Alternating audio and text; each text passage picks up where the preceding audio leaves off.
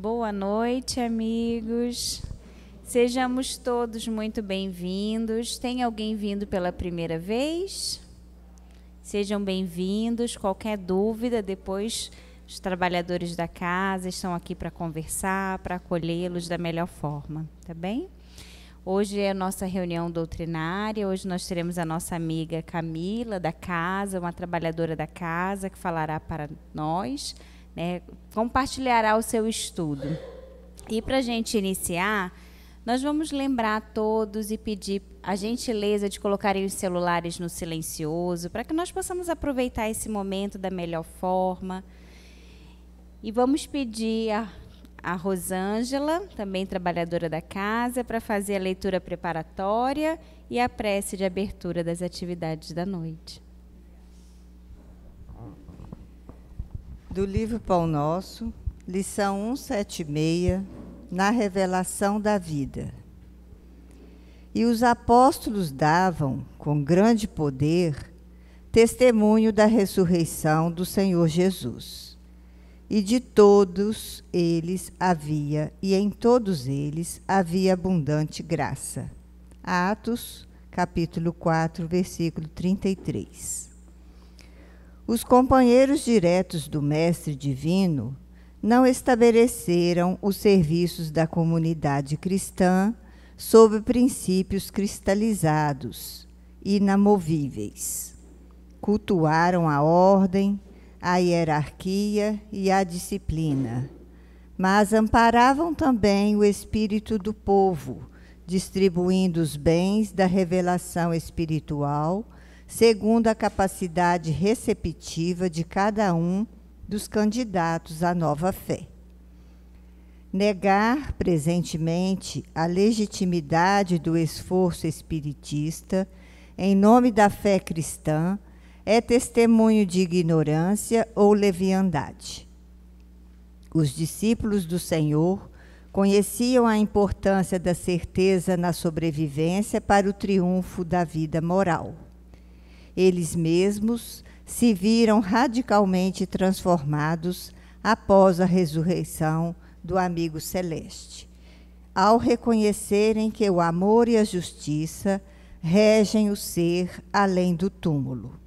Por isso mesmo, atraíam companheiros novos, transmitindo-lhes a convicção de que o Mestre prosseguia vivo e operoso para lá do sepulcro. Em razão disso, o ministério apostólico não se dividia tão somente na discussão dos problemas intelectuais da crença e nos louvores adorativos. Os continuadores do Cristo forneciam, com grande poder, testemunho da ressurreição do Senhor Jesus. E em face do amor com que se devotavam à obra salvacionista, neles havia abundante graça. O Espiritismo evangélico vem movimentar o serviço divino que envolve em si não somente a crença consoladora, mas também o conhecimento indiscutível da imortalidade. As escolas dogmáticas prosseguirão alinhando artigos de fé inoperante, congelando as ideias em absurdos afirmativos, mas o Espiritismo cristão vem restaurar em suas atividades redentoras o ensinamento da ressurreição individual, consagrado pelo Mestre Divino que voltou. Ele mesmo, das sombras da morte, para exaltar a continuidade da vida.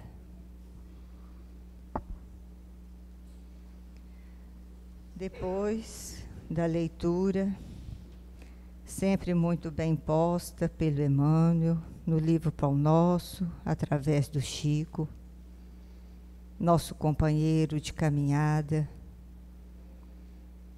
voltemos agora a nossa mente, os nossos corações, para dentro de nós mesmos, para revermos a nossa reforma íntima, para revermos os nossos comportamentos, a nossa conduta moral. Que Jesus nos abençoe no dia de hoje, que nos abençoou desde a parte da manhã, da tarde e no anoitecer, em que estamos aqui, depois das nossas tarefas diárias, a agradecer Jesus pela abundante graça que nos tem dado. A graça da alimentação, do vestuário, do nosso lar, do nosso conforto. Que oremos por todos aqueles que estão doentes, nos hospitais, que estão acamados, que estão em depressões, em pânicos, pelas guerras, Senhor. Por tudo te pedimos. Pela nossa vida, que seja abundante. Que a nossa amiga consiga transmitir para nós, no dia de hoje, o que é o Espiritismo.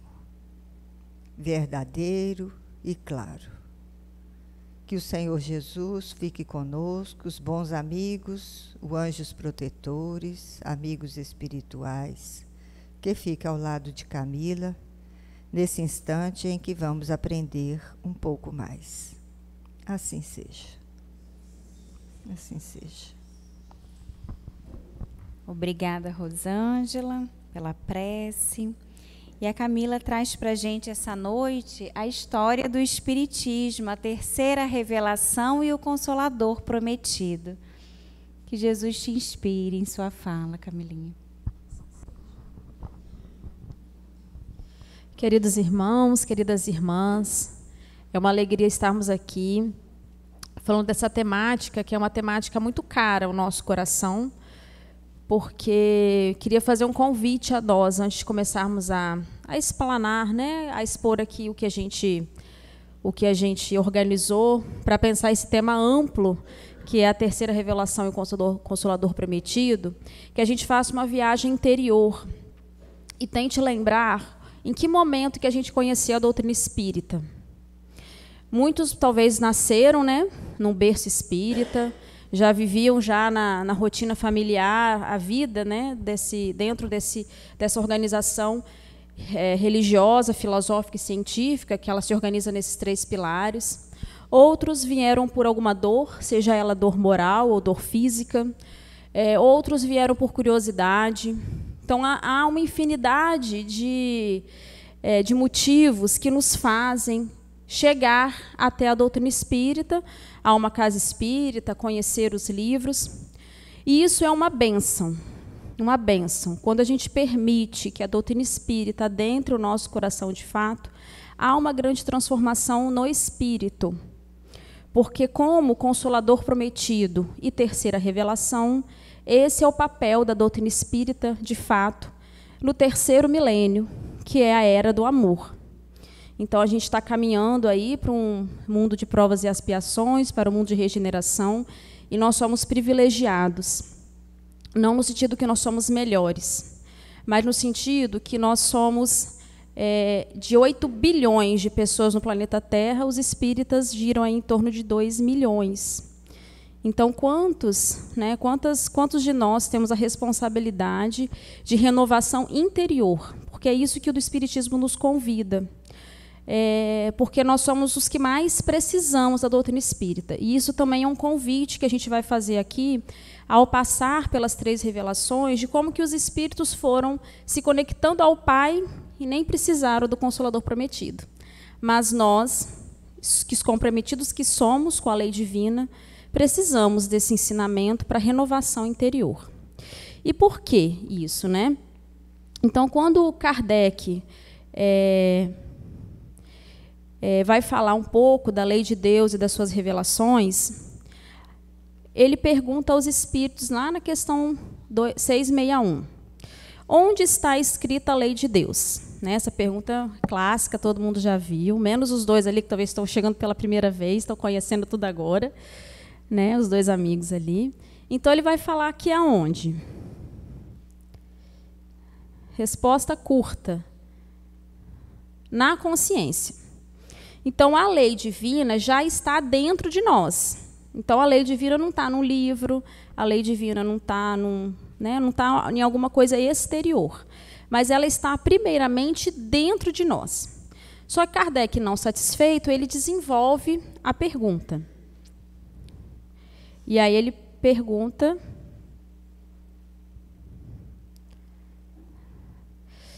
Na A. Visto que o homem traz em sua consciência a lei de Deus, que necessidade havia de ser revelada? Por que a gente precisa que alguém conte para nós o que é Deus? Por quê? Porque se ela está na nossa consciência, não precisa ninguém de ficar organizando, falando que é Deus. E aí os espíritos respondem.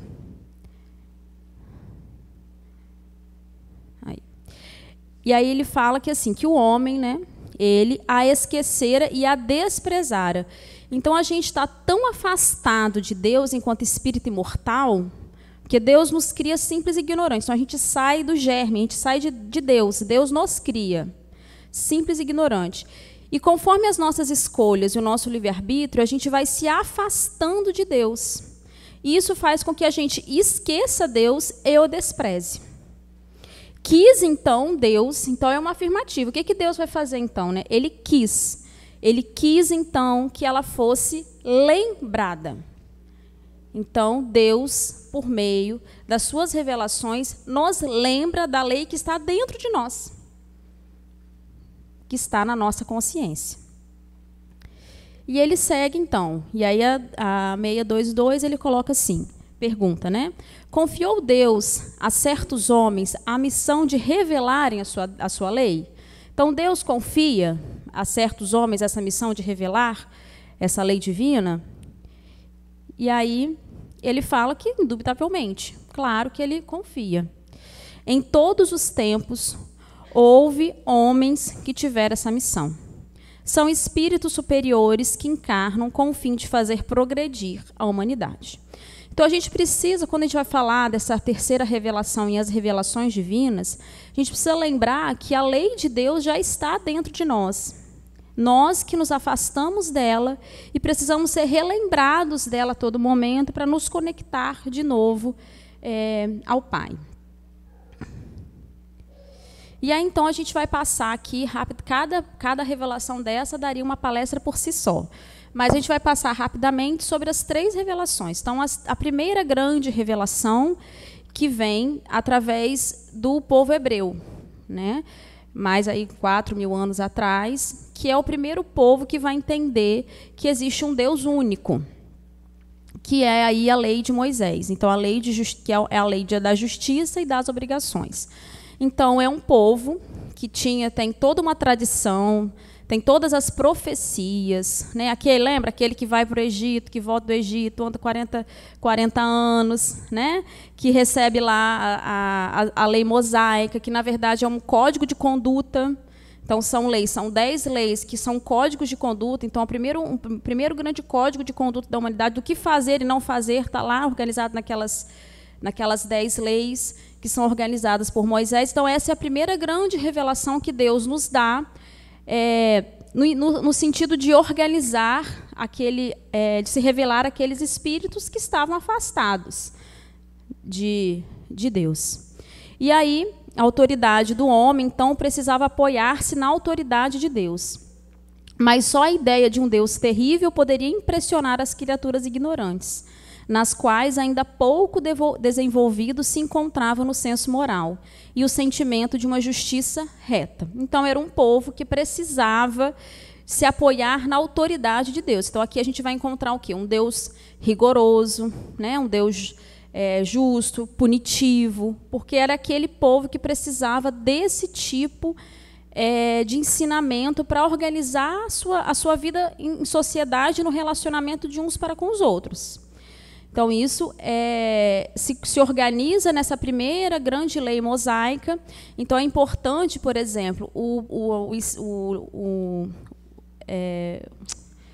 é uma organização que, inclusive, tem os textos escritos. Imagina, 4.000 anos atrás, você não ia na papelaria e comprava um papel. Não tinha uma caneta Bic para você comprar.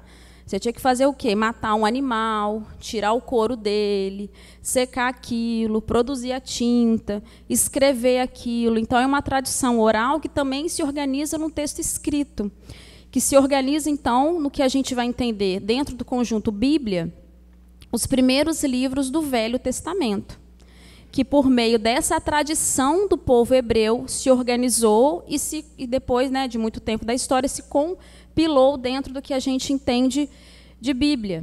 Então, os textos da Bíblia, a gente tem textos que datam de antes de 4.000 anos, antes de Cristo, e textos que são de 2.000 anos antes de Cristo. Então, imagina, textos que têm milênios de diferença, que estão organizados nesse livro que a gente hoje, na nossa era, a gente entende como Bíblia, que é o Velho Testamento, que organiza essa vida do povo hebreu no Velho Testamento. E aí, então,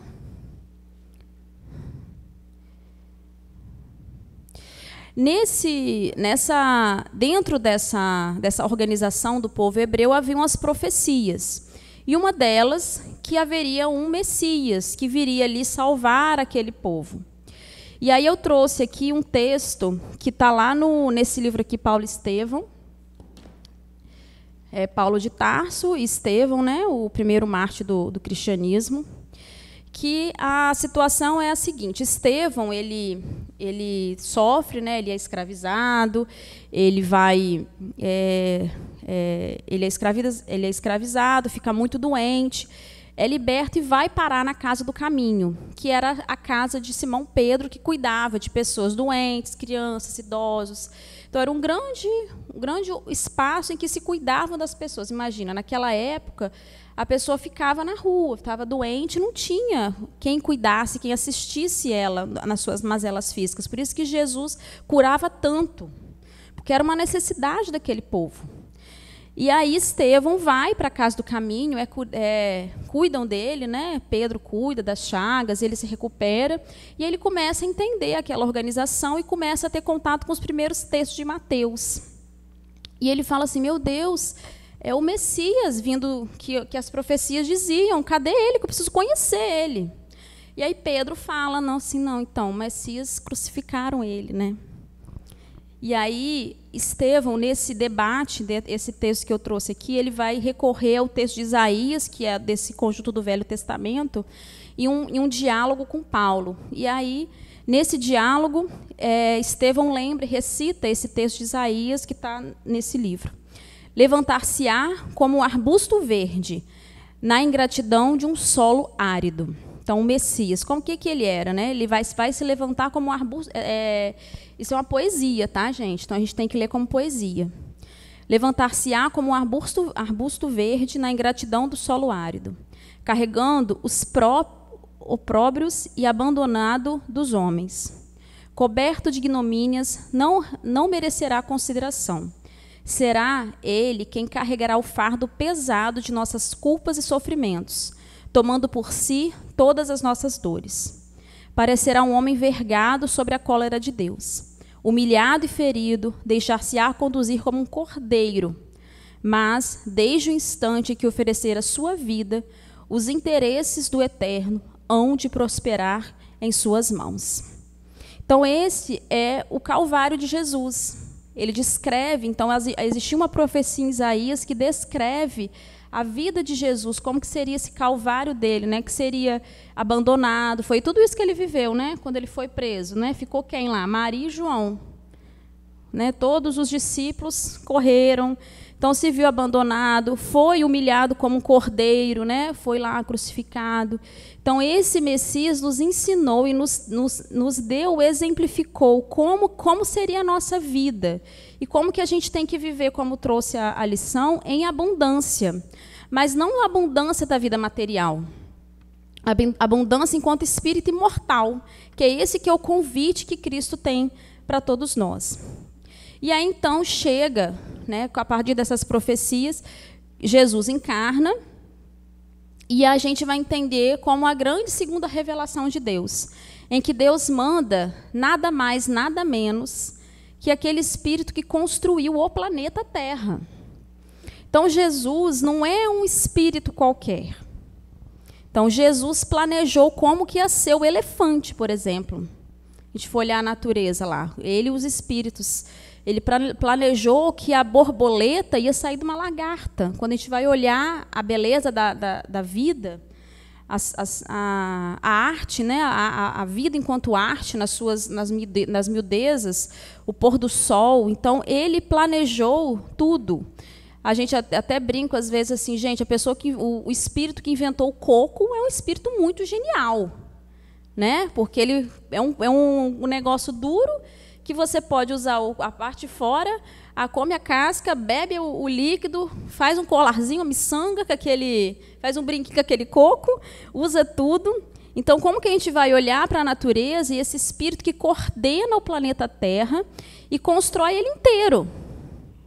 Então, ele já era espírito puro muito antes do planeta Terra ser o planeta Terra, que aí eu não vou saber quantos anos, se tiver alguém que sabe quantos anos que o planeta Terra está por aí, pode me ajudar com essas informações. Mas é esse espírito que encarna em nós, junto conosco, para nos trazer as leis de Deus, para nos revelar uma outra perspectiva, não mais daquele Deus punitivo, mas sim um Deus que ama. E aqueles espíritos, imagina, muito rudes nos seus relacionamentos, como que a gente vai pensar como é que a gente vai pensar o amor assim, no exercício de cuidar do outro? Então choca muito a sociedade na época, quando quando Jesus começa a cuidar dos feridos e dos abandonados, e os seus discípulos perseguem esse lugar de cuidar daqueles que são os mais infortunados daquele momento. Então, essa segunda revelação, que vai falar, então, né, que está lá no Evangelho, que Jesus não veio destruir a lei, isto é, a lei de Deus, veio cumpri-la, isto é, desenvolvê-la para dar-lhe o verdadeiro sentido e adaptá-la ao grau de adiantamento dos homens, combatendo constantemente o abuso das práticas exteriores e as faltas interpretações. Por mais radical reforma, não podia fazê-las, passar do que reduzindo a essa única prescrição. Então, ele resume todas as leis dos profetas em 2 frases: amar a Deus sobre todas as coisas e ao próximo como a si mesmo, acrescentando aí toda a lei dos profetas. Então, ele resume todas as leis nessas 2 frases: amar ao próximo como a si mesmo, e amar a Deus sobre todas as coisas e ao próximo como a si mesmo. Essa segunda grande revelação, ela é apresentada ao orbe, através de Jesus, esse espírito que é o construtor do planeta Terra, e a vida e os séculos vão se desenrolando. Só para resumir aqui, esse trecho também está no Paulo Estevão. E também é num diálogo com Paulo que Estevão fala assim: o Messias atendeu os problemas angustiosos da criatura humana, com a solução do amor que redime todos os seres e purifica todos os pecados. Mestre do trabalho e da perfeita alegria da vida, suas bênçãos representam nossa herança. Moisés, então, é a porta, o Cristo é a chave. Ele é o Filho de Deus iluminando o caminho. Então, ele vai fazer essa referência que Moisés é essa porta que se revela a Deus, só que a gente precisa da chave, que é o Cristo, para adentrá-la e ter um entendimento mais profundo sobre aqueles ensinamentos. E aí, então, a terceira revelação é aquele texto de João, que vai falar, né, que rogarei o meu Pai, e a ele vos enviará outro Consolador, a fim de que fique eternamente convosco. O Espírito de verdade, que o mundo não pode receber, porque o não vê e absolutamente o não conhece. Mas quanto a vós, conhecê-los-ei, porque ficará convosco e estará em vós. Porém, o Consolador, que é o Santo Espírito, que meu Pai enviará em meu nome, vos ensinará todas as coisas e vos fará recordar tudo que vos tenho dito. Então, a gente vai entender que a doutrina espírita é esse Consolador, que vai nos dar a oportunidade de recordar tudo aquilo que foi dito através de um outro entendimento da vida.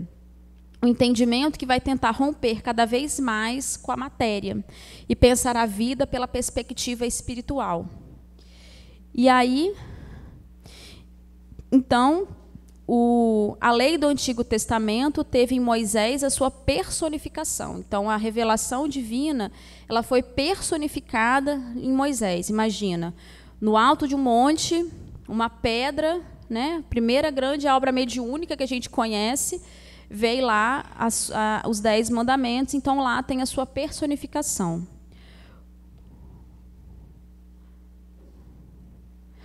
Opa! A do Novo Testamento tem lá no Cristo. O Espiritismo é a terceira revelação da lei de Deus, mas não tem a personificá-la nenhuma individualidade, porque é fruto do ensino dado, não por um homem, e sim pelos espíritos, que são as vozes do céu, em uma multidão em que todos os pontos da terra, com o concurso de uma multidão inumerável de intermediários. Então, a doutrina espírita, ela se organiza de uma outra maneira, como está lá no Livro dos Espíritos. Se a primeira revelação é a personificação, o novo pensamento, o Novo Testamento é o próprio Cristo, a terceira revelação é uma obra coletiva. Ela não está personificada em alguém, e sim nas vozes do céu. E é, de certa maneira, um ser coletivo, formado por um conjunto de seres do mundo espiritual, cada um que traz o tributo das suas luzes aos homens para lhes... Cortou ali o finalzinho. Então, o que a gente quer trazer aqui nesse texto é que para a gente começar a pensar que essa terceira revelação é um ser coletivo. E aí a gente vai começar a pensar como que a doutrina espírita ela vai se organizar nesse ser coletivo e vai se consolidando como terceira revelação. Então, vem cumprir os tempos preditos, o que o Cristo anunciou a preparar a realização das coisas futuras. Ele é, pois, obra do Cristo, que preside conforme igualmente o anunciou, a regeneração que opera e prepara o reino de Deus na terra. Então, o Espiritismo vem cumprir esse lugar de regeneração. E aí não é uma regeneração exterior, é uma regeneração interior. Porque nós estamos, o terceiro milênio vai ser a era do amor. A gente ainda não consegue conceber isso porque nós estamos mais vinculados ao mal do que ao bem. Nós somos muito violentos enquanto humanidade. Só que isso está nos cansando. Não sei se vocês estão cansados, mas eu estou um pouco cansada, sabe? De a gente ver esse mundo tão cansado, assim, tão violento. Isso está nos cansando. Isso faz parte desse momento que a gente vive enquanto mundo de regeneração. Nos cabe, então, fortalecer o nosso lado espiritual, porque não é a matéria que vai nos consolar mais. A matéria não nos dá mais, não nos dá condição de preencher o nosso vazio interior. Que há um vazio interior, por que há esse vazio? Porque nós nos afastamos de Deus, que é o que eu falei lá no início. Então, o nosso movimento de reforma íntima e de trabalho com o Cristo é um movimento de renovação interior para nos preencher enquanto alma, enquanto espírito imortal que somos. E aí, então, o Espiritismo começa, né? Como que o Espiritismo chega no mundo? Então, não tem como a gente falar dessas transformações sem falar de como que o mundo estava aí nos séculos 17, 18 e 19. É rapidinho, depois vocês podem pesquisar mais. Então, o que a gente viveu aqui nesses séculos? A gente teve a Revolução Francesa, que é um grande marco da humanidade, que vai falar de liberdade, igualdade, fraternidade, que são esses grandes lemas. Na França, não por acaso, que é o lugar onde Kardec nasceu, ele era francês e organiza a doutrina espírita. Há também a Revolução Industrial, que é um progresso técnico, mais uma desigualdade social muito grande. E aí começa a surgir outros movimentos de pensamento. O iluminismo, que vai romper um pouco, né, com a valorização da razão, da ciência, da liberdade de pensamento. Até então, o aspecto religioso ele era muito dogmático, então passava muito pelaquela ideia de Deus punitivo. Então, começa a vir a era da razão. Então, há uma crítica às autoridades religiosas e políticas da época. E aí começa a aparecer alguns pensadores importantes, e alguns deles aqui contemporâneos de Kardec, como Rousseau, Voltaire, Montesquieu, Vitor Hugo, Charles Darwin. Vitor Hugo e Charles Darwin eram contemporâneos de Kardec, por exemplo. E quem sabe, será que eles não se... Porque todos eles ali da França, né, dizem que eles eram até amigos. Tinha até um grupo do WhatsApp, imagina.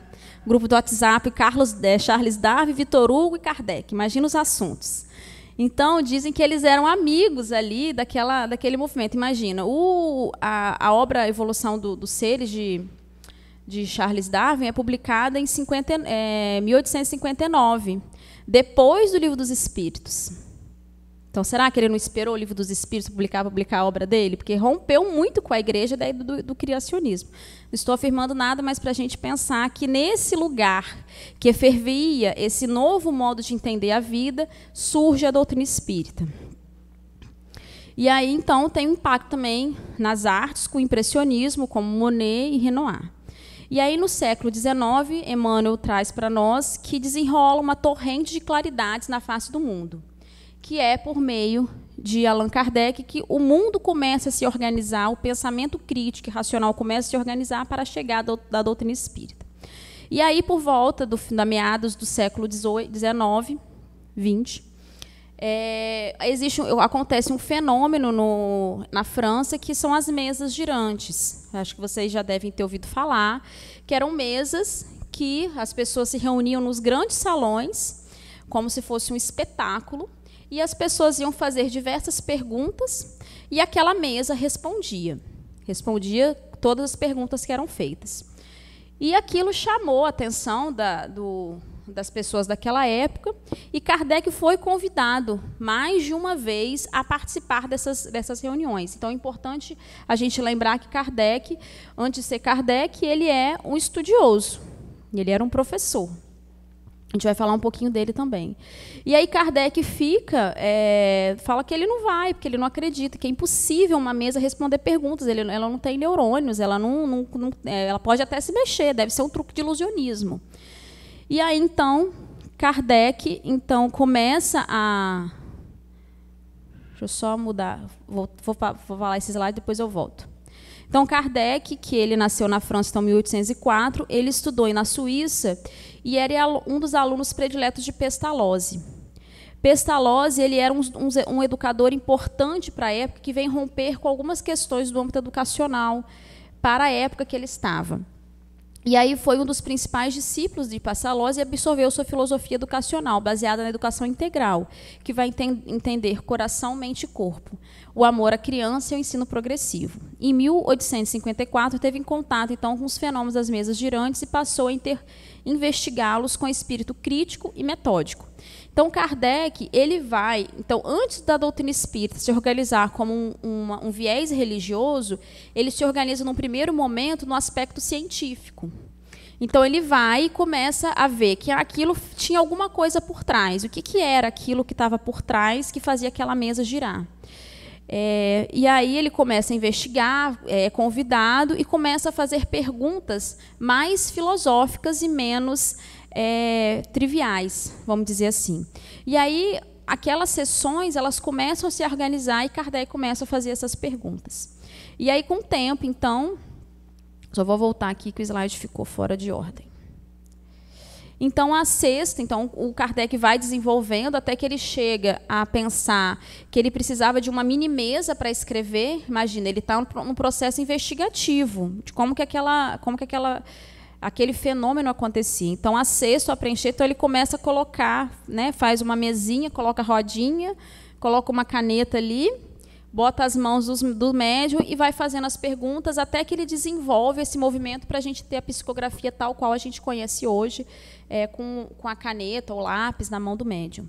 Então, a cesto à prancheta só podia ser posta em movimento sob a influência de certas pessoas, dotadas para isso de um poder especial, as quais se designam pelo nome de médiuns, isto é, meios ou intermediários entre os espíritos e os homens. As condições que dão esse poder resultam da causa do mesmo ao mesmo tempo físicas, morais e ainda imperfeitamente conhecidas, porquanto a média de todas as idades, de ambos os sexos, em todos os graus de desenvolvimento. Então, Kardec começa a organizar esses conhecimentos e fazer perguntas cada vez mais profundas. Então, eu vou passar aqui.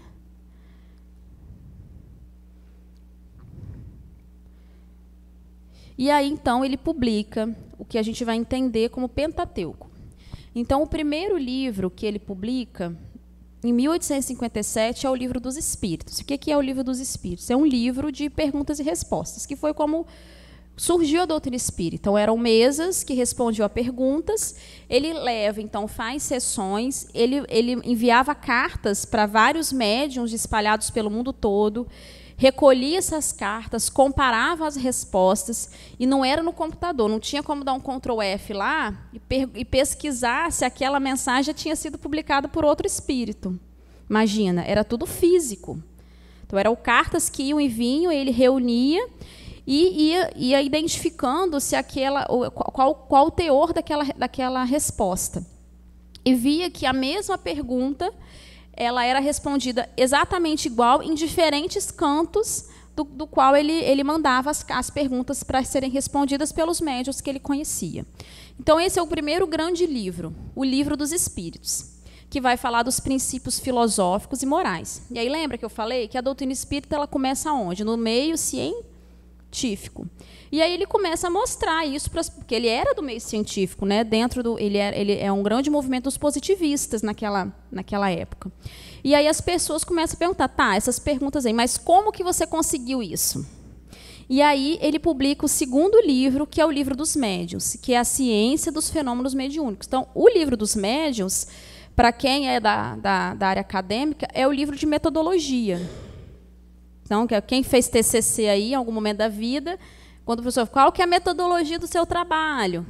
Para Kardec foi o Livro dos Médiuns.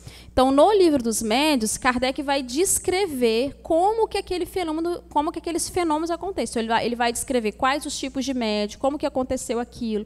E ele apresenta às pessoas ali da época o esboço metodológico de como que acontecia as reuniões e como que aquelas perguntas surgiram.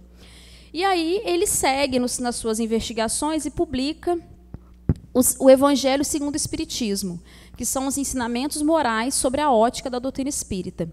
Como terceira revelação, a gente não pode pensar a terceira revelação deslocada de Jesus, até porque Jesus coordena essas revelações. E aí Kardec, quando ele pergunta aos espíritos qual espírito, né, na questão 625, se não me engano, qual o espírito mais evoluído que já esteve entre nós, os espíritos respondem, Jesus Cristo. Então, ele começa a estudar. E ele era um conhecedor, ele lia hebraico, aramaico, então ele começa a ler os textos e traz para o Evangelho segundo o Espiritismo apenas o ensino moral do Cristo, aquilo que não tem como ter dúvidas. Então, ele vai estudar as parábolas, ele vai trazer um pouco sobre a vida de Jesus, né? Então, ele vai organizar o Evangelho segundo o Espiritismo a partir dos ensinamentos do Cristo. Depois, ele publica O Céu e o Inferno, em 1865, que vai falar sobre a justiça divina e a vida após a morte. E aí, esse é um livro também muito importante para a doutrina espírita, porque ele primeiro vai fazer um ensaio teórico, na primeira parte do livro, sobre o que é céu e inferno. Então, ele vai trazer lá da mitologia, para quem tem interesse nessas temáticas, vai fazer como que a mitologia grega influenciou o nosso pensamento ocidental na ideia de céu e inferno. Então, ele vai fazer todo o ensaio teórico e depois começa a trazer relatos, até porque ele tinha muitas sessões mediúnicas, né, com os espíritos, ele começa a trazer relatos de espíritos que desencarnaram com muito sofrimento, a partir das suas escolhas, e que desencarnaram muito felizes. Então, ele divide o livro O Céu e o Inferno nessas duas partes. E aí ele começa a trazer um rompimento, um paradigma que ele começa a romper com o livro do Céu e Inferno, para dizer que o céu e o inferno não estão localizados num lugar. O céu e o inferno é uma condição interior. Então, a gente pode estar aqui agora e vivendo, entre aspas, um verdadeiro inferno, fruto das nossas próprias escolhas. Ou a gente pode estar aqui e viver num paraíso, no sentido de se aproximar de Deus e aceitar a nossa vida conforme Deus nos convida a pensar. Então, o céu e o inferno vai trazer essas reflexões. E, por último, que não está aparecendo ali, é o livro da Gênese. Então, a Gênese é um grande tratado, então a gente vai ter mensagens de Galileu Galilei, por exemplo, nesse livro, que vai falar um pouco da organização do orbe, vai falar um pouco da estranha moral. Então, ele vai trazer um pouco também vai trazer a questão dos fluidos, de como que a vida se organiza no campo da matéria. Então, esse livro também, esse é um conjunto de obras que organizam a doutrina espírita. E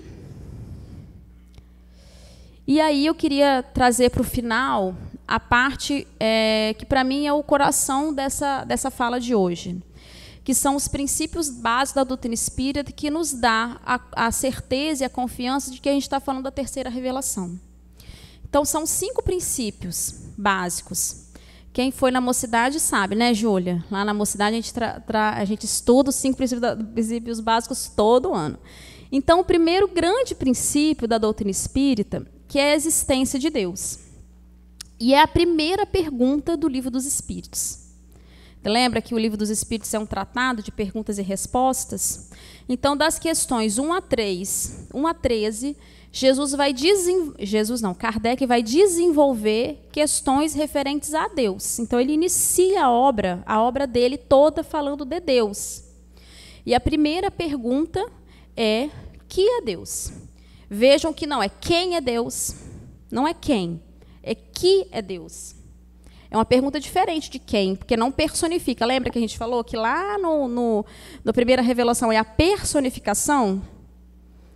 Então, aqui a gente está despersonificando a figura de Deus. Então, ele vai perguntar: que é Deus? E aí os espíritos respondem: inteligência suprema, causa primária de todas as coisas. Então, ele começa a romper com aquela ideia de Deus como um idoso, né? Vovozinho, sentado num trono, que a gente começa a imaginar essa figura de Deus. Então, ele vai falar que a inteligência suprema, a maior inteligência que existe, é Deus. A segunda grande princípio da doutrina espírita é a imortalidade da alma, que está lá na segunda parte também do Livro dos Espíritos, e Kardec vai desenvolver, da questão 76 a 131. E aí Kardec, então, trata da natureza e sobrevivência do espírito, explicando que a alma continua após a morte do corpo físico. E isso é uma coisa muito importante para a doutrina espírita, porque a doutrina espírita nos esclarece aquela pergunta que o mundo precisa, é o da onde vim, para onde vou e o que eu estou fazendo aqui. Isso gera dúvidas e angústias ao coração do homem, porque a gente vive no mundo de provas e expiações, que a gente, como eu falei, a gente está cansado desse mundo, no sentido da gente ver tanta maldade acontecendo, e aí a doutrina espírita vai dizer assim: acalenta teu coração, você é um espírito imortal. Essa é mais uma das suas infinitas existências. Cumpre o teu dever, faça o bem, e a felicidade não vai ser deste mundo, vai ser do mundo dos espíritos. Quem quiser lá pode ler as mensagens psicografadas no Céu e Inferno, de como que é o desencarne de um espírito infeliz para um espírito feliz. Esse é o convite que a doutrina espírita traz para nós, a nossa renovação interior. E aí, na questão 85, Kardec pergunta: qual dos dois, o mundo espírita ou o mundo corpóreo, é o principal na ordem das coisas? E aí os espíritos respondem sucintamente: o mundo espírita, que preexiste a sobrevivência de tudo. Então, nós somos, olha como é que muda a nossa compreensão da vida. Nós somos seres espirituais vivendo uma experiência corporal. E não seres corporais vivendo uma experiência espiritual. Nós somos seres espirituais vivendo uma experiência corporal. E talvez essa seja a encarnação mais estratégica nossa enquanto espíritos imortais. Quem imagina? Eu falei lá, 8 bilhões de pessoas no mundo. 2 milhões de espíritos que sabem de onde vim, para onde eu vou e o que eu estou fazendo aqui. Então, essa talvez seja a nossa encarnação mais estratégica, para a gente alçar outros voos e se libertar desse homem velho. Esse é o convite, esse é o consolo que a doutrina espírita nos traz. A outra grande princípio da doutrina espírita é a lei da reencarnação. Aí trouxe aqui uma imagem do pavilhão de desenhos, né, que tem lá no livro do Missionários da Luz, se não me engano, na Encarnação de Segismundo. Quem tiver curiosidade, lá descreve como que acontece um processo encarnatório, como que o espírito se aproxima da família, como que ele escolhe o corpo físico que ele vai encarnar, as doenças que ele vai viver. Então, todos nós escolhemos o corpo que a gente tem. Ninguém vem com uma situação específica à toa. Então, há uma escolha. Então, a encarnação é uma lei divina. A gente pode até não acreditar nela, mas ela vai se impor, porque é uma lei. E é interessante só trazer um parênteses, que no Livro dos Espíritos, primeiro ele fala dos espíritos, da escala espírita, para depois falar de reencarnação. Então, quando a gente vai ler, se a gente lê o Livro dos Espíritos corrido assim, primeiro ele vai trazer, na pergunta 100 e pouco, que vai trazer a escala espírita, vai trazer os graus dos espíritos, né? Espíritos imperfeitos, de segunda ordem, de terceira ordem, espíritos puros. E lá na metade do livro, que ele vai falar da reencarnação. Como que a gente vai alcançar esse voo de espírito puro? Por meio da reencarnação, que são aí nas perguntas mais ou menos 132 a 148. E aí, então, Kardec também pergunta, qual o objetivo da encarnação dos espíritos? É uma pergunta mais longa, depois quem tiver interesse pode lê-la completa. Deus lhes impõe a encarnação com o fim de fazê-los chegar à perfeição. Então, olha o verbo que os espíritos usaram. Deus impõe. Não é mais assim, você não escolhe se você vai reencarnar ou não. Deus vai impor a você a reencarnação. Vai chegar uma hora que você vai precisar reencarnar. E aí a gente tem que fazer boas escolhas na encarnação.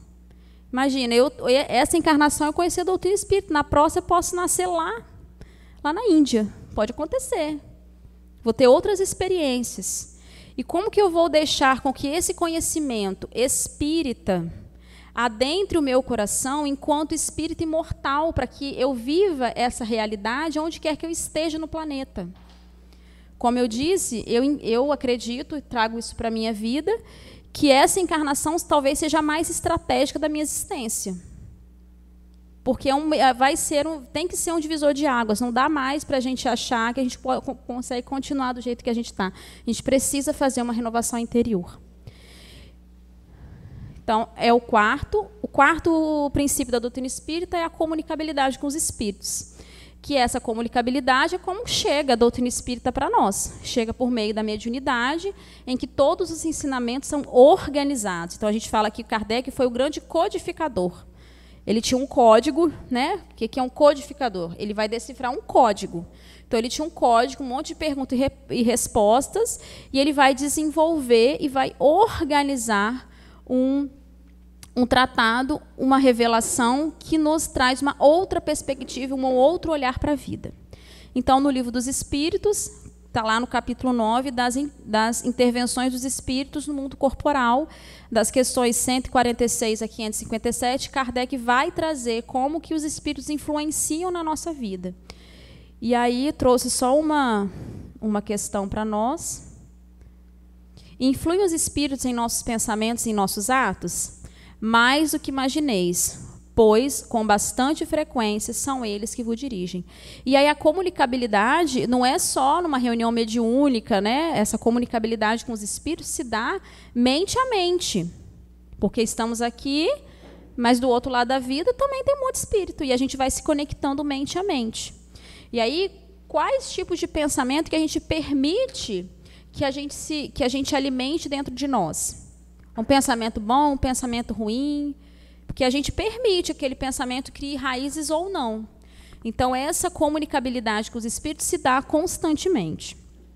E, por fim, o quinto grande princípio da doutrina espírita é a pluralidade dos mundos. Não tinha como a gente achar, nessa imensidão que é o universo, um planetinha piquititinho, que nem o planeta Terra, numa estrelinha de quinta grandeza, fosse o único planeta a ser habitado. Não tem como, a razão não permite que a gente entenda isso. Então, Kardec desenvolve isso um pouco no Evangelho, também lá na Gênese, e no Livro dos Espíritos ele vai falar um pouco sobre essa temática nas questões 172 a 188, que ele vai falar. Na questão 172 ele pergunta: as nossas diversas existências corporais se verificam todas na Terra? Então, a gente encarna só na Terra?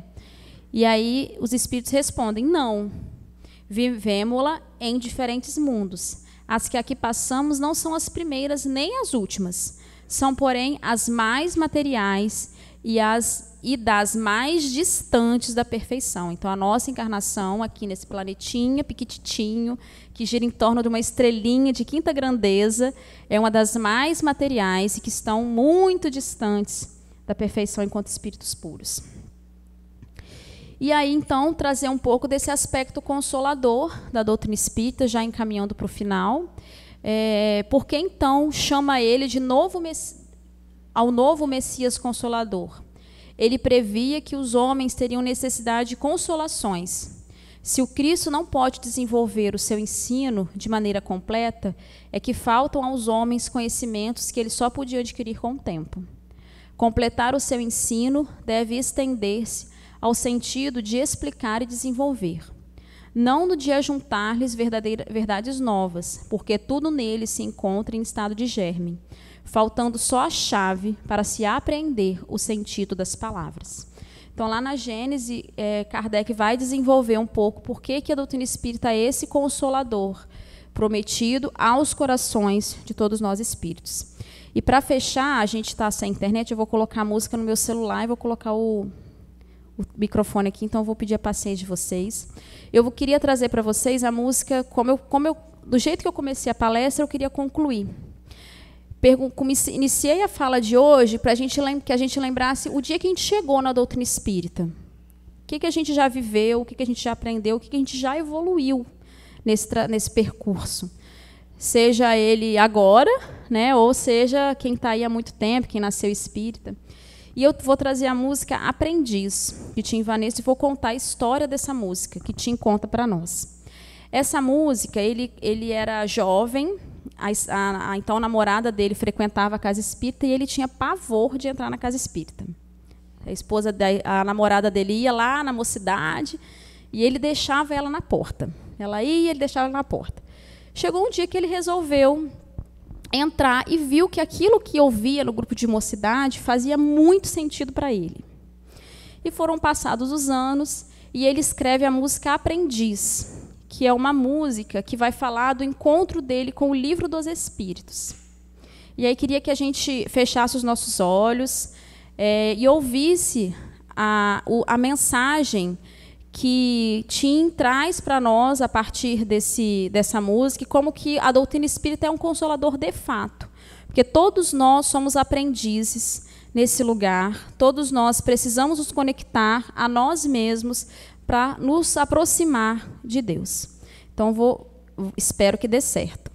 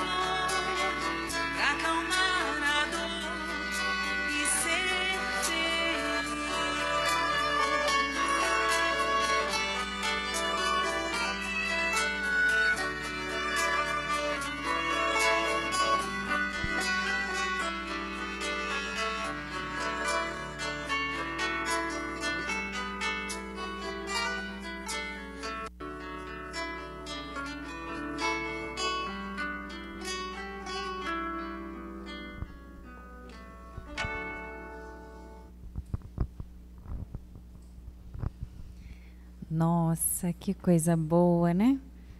Depois dessas palavras, de voltarmos no tempo, de revisitarmos lá atrás o cuidado de tudo, desde o começo, o cuidado de preparar esse planeta que Jesus teve para conosco, né?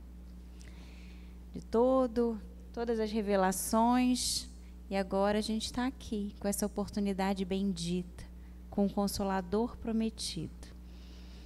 Como que é bom sabermos, olharmos a vida pelas lentes do Espírito imortal. Quantas consolações, quanto conforto nos traz, não é?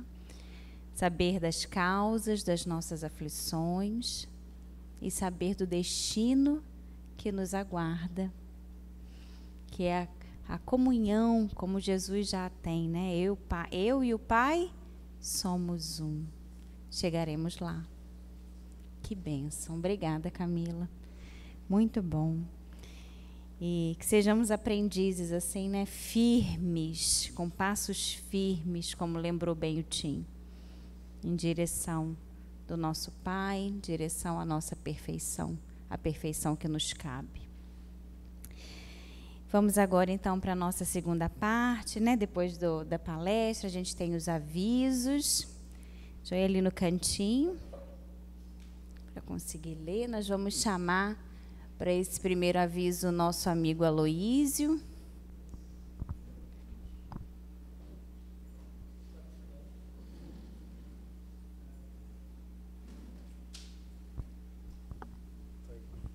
Tô igual o William Bonner, já todo dia. Bom, gente, boa noite a todos e a todas. Então, estamos aqui novamente fazer o convite para participarem das ações sociais espíritas que a nossa casa oferece. A oportunidade de colocar em prática os ensinamentos que Jesus nos traz, né? Que uma das formas da gente praticar o amor é a caridade. E a caridade a gente pratica com o outro, né? Conosco também, mas com o próximo. Então, a FEJAC tem aí trabalho do Semearte, que são as meninas que trabalham todas as quintas-feiras fazendo, né, aquelas peças maravilhosas que a maioria já conhece. Ajuda também a desenvolver aí o afeto, o companheirismo. Muitas mulheres que já participaram desse grupo entraram aqui com um processo de depressão, acabaram sendo auxiliadas também com o trabalho do artesanato. Então, quem sentir à vontade pode aparecer aqui na quinta-feira, às 2h. Não precisa saber fazer artesanato, mas também não é uma aula de artesanato. Ao longo do tempo ali, uma vai ajudando a outra, vai aprendendo e cada um vai ter uma função aí importante.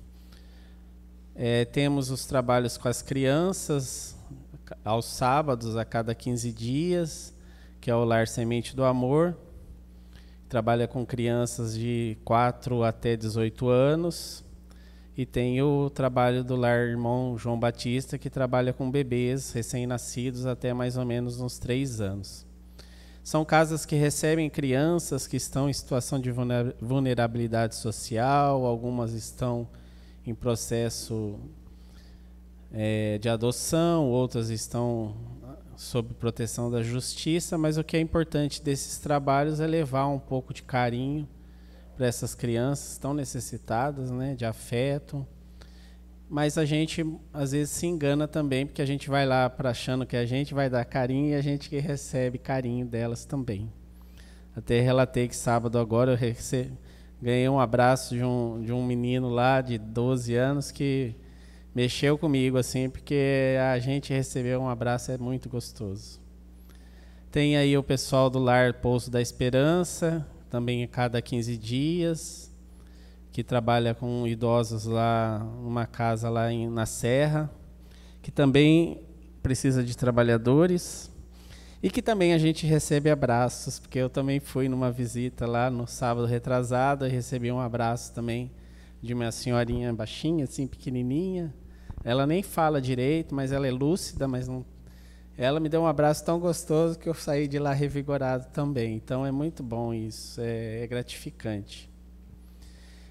Uma vez ao mês, o segundo domingo do mês, nós temos um grupo que visita o Lar dos Idosos lá em José de Anchieta, Coelho Sampaio, também o domingo, esse é no domingo, às 9 horas da manhã, e assim vai se repetindo aí a nossa agenda.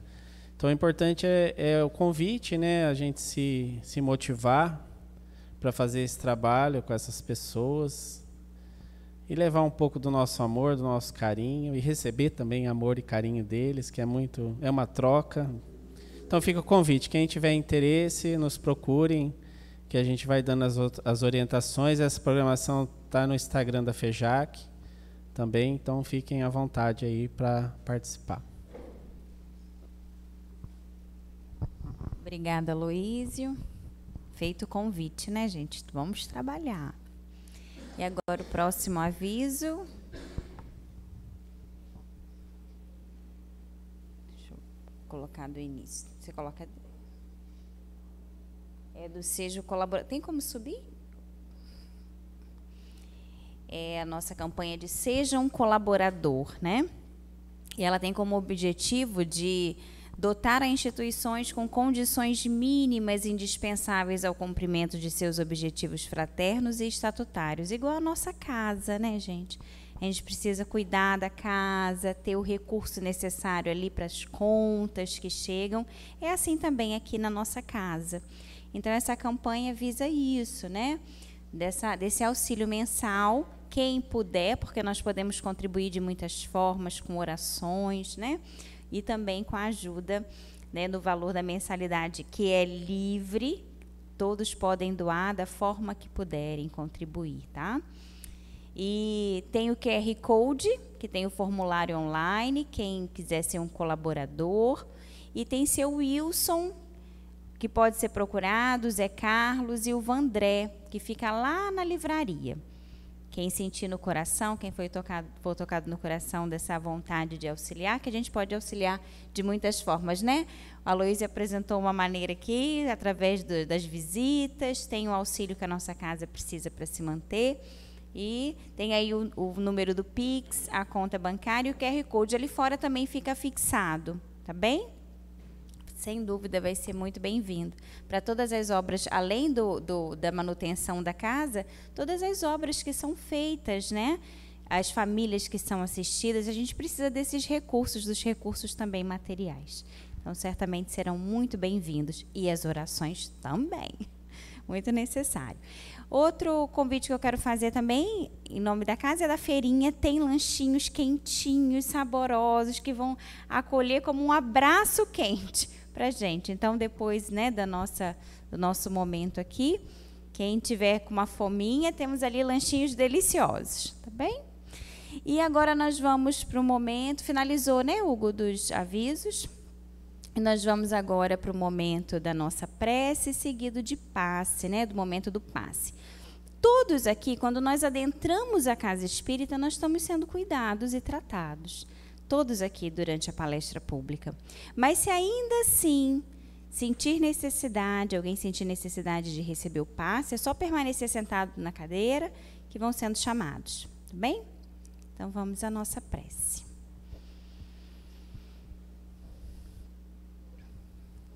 Com o nosso coração assim, aquecido, Pai querido, pelos ensinamentos dessa noite, por essas bênçãos que nós recebemos aqui, porque nós sabemos do seu cuidado, Pai, todos os momentos da nossa vida.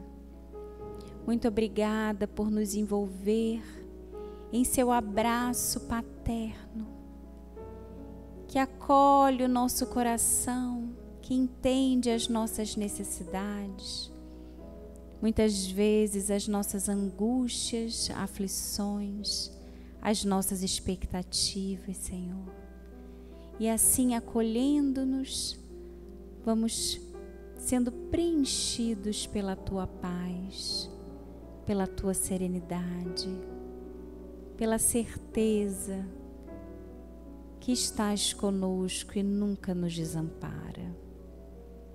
Que o Senhor nos oferece na possibilidade das nossas potencialidades, que possamos enxergar, Senhor, nos nossos dias, bênçãos, onde muitas vezes, com os olhos ainda em poucas condições de enxergar, só percebemos dificuldades. Que possamos sentir o Teu cuidado permanente, a Tua presença imanente, sempre conosco, sempre. E que assim, como agora nos sentimos preenchidos de Ti, possamos retornar aos nossos lares, levando a Tua luz, Senhor, e o Teu amor para a nossa casa e para todos que por nós passarem. Fique conosco, Pai, e que estejamos sempre em Ti, hoje, agora e sempre. Que assim seja.